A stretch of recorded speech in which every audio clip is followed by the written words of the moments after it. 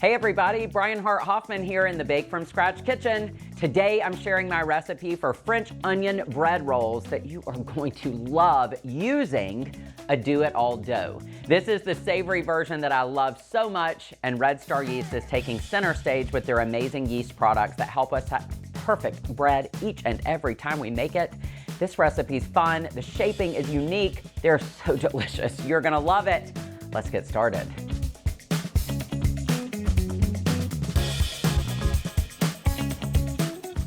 We're starting things off today with a batch of my do-it-all dough. Now there is another video on the YouTube channel showing you how to make the do-it-all dough, but today we're gonna make it into French onion bread rolls. Now I'm using Red Star active dry yeast in the recipe, and I only bake with Red Star yeast in my kitchen because the results are amazing and it's so reliable. You're gonna love it, and I hope your kitchen is well stocked with their stuff too.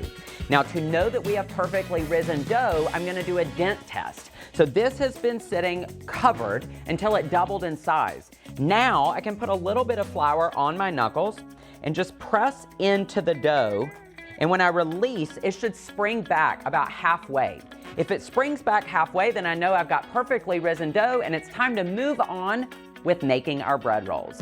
And the first thing we're gonna do is we're gonna punch it down. We let it build all that beautiful volume just to punch it right down, that's right. Then, I'm gonna just lightly flour the kitchen surface. And we're gonna roll the dough into a 12 by 18 inch rectangle. You're gonna love this shaping method too. So we will start with a little bit of flour on the rolling pin so it doesn't stick to the dough. And then I start by stretching my dough into the direction that I want it to go. So since I know I'm gonna be working towards a rectangle, I can start pressing just to get a nice even surface. Make sure that I don't have areas that are too thick. I wanna try to keep this shape throughout the whole rolling process. So I'm just giving myself the shape first. Then I'll come in with the rolling pin. Start in the center and roll away from the center. And then to get nice corners, I can pick up the dough and stretch it back into the shape that I want. Or you can take your rolling pin and even roll on the diagonal into the corner. So that just helps to keep the shape where we want it to be. And you can keep making those adjustments as you work with the dough. Such a nice dough to work with too. It stretches, it's nice to roll out. You'll see why it's a do-it-all dough once you make it. All right, let's make our dinner rolls. I have a butter that I have already mixed with fresh thyme leaves. So we've got this really nice herb butter going onto the dough. And I'm just gonna start putting little pats of butter down. And I'm gonna leave a 1/2 inch border on the long side closest to me. And then placing the butter all over helps you spread it in a nice even layer without working from the center.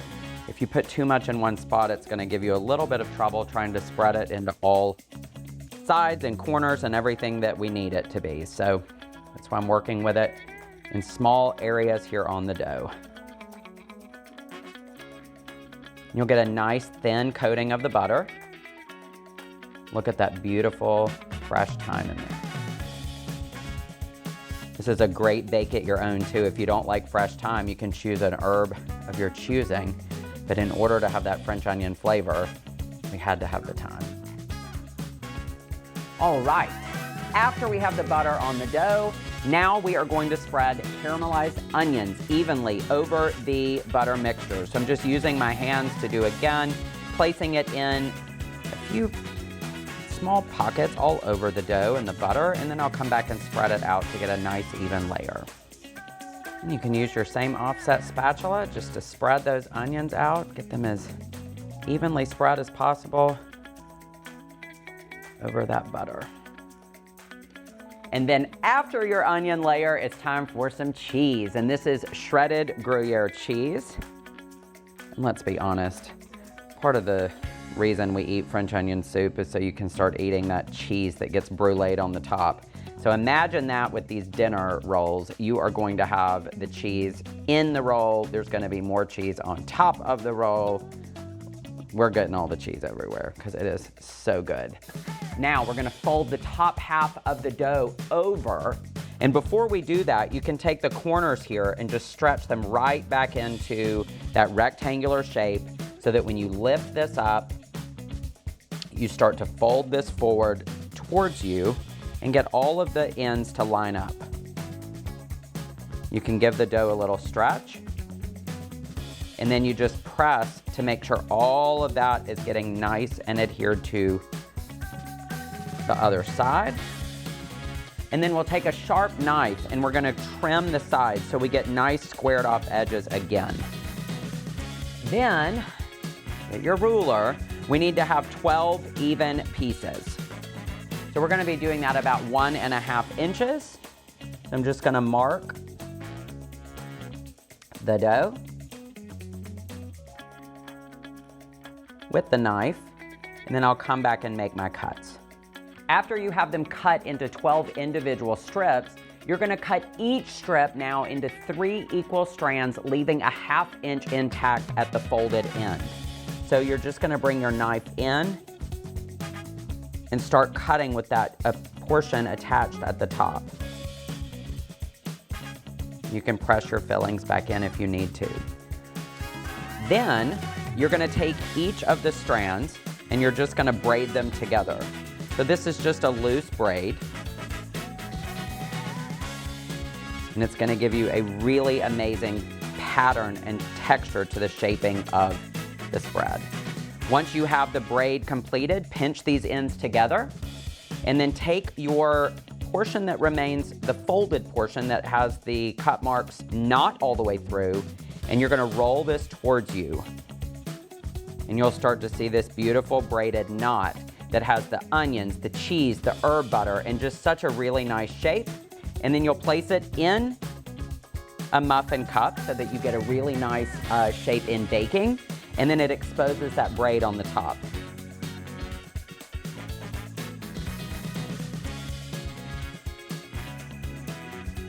And I would do that with the remaining dough strips and then cover and let them rise in a warm draft-free place until puffed. That's maybe 30 to 45 minutes. After the rise time, one more thing before we go off to the oven. You're gonna add an egg wash so they get perfectly golden brown as they bake. You just brush it onto the dough portion. And then they're off to a 375-degree oven. You'll find full baking instructions in the recipe included, but I will tell you this, we add more cheese halfway through baking. So stop me when that doesn't sound good. How fun are these? I cannot wait to dig in. Look at this. You've got that beautiful braiding, you've got the melty cheese. So fun. I love this shaping. I'll be using it time and time again. I'm so glad that you joined me in the kitchen today, and I can't wait to see when you make these recipes. But if you'll head to the description of the video, you'll see the link for the recipe and information about how you can be a part of the Bake From Scratch community. We've also included links to Red Star so you can see their amazing product lines that help you each and every time in the kitchen. Now don't forget to like the video, subscribe to this channel so that you'll never miss another delicious moment in the kitchen. And I know you're gonna make these, so preheat your ovens. It's time to bake. Look at that. Oh, the cheese.